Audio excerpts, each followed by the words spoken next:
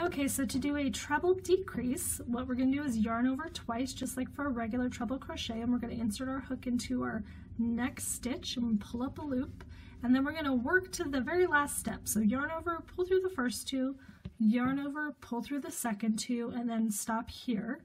Then we're going to yarn over 2 times again, and we're going to go into our next stitch.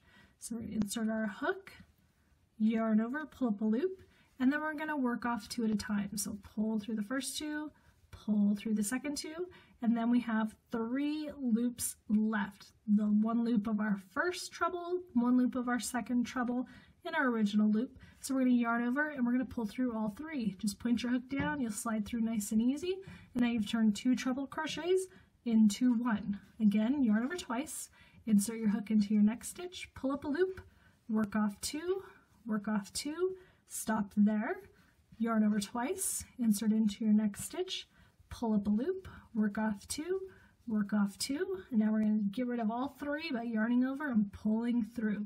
So this works also for treble 3 together, 4 together, or however many stitches.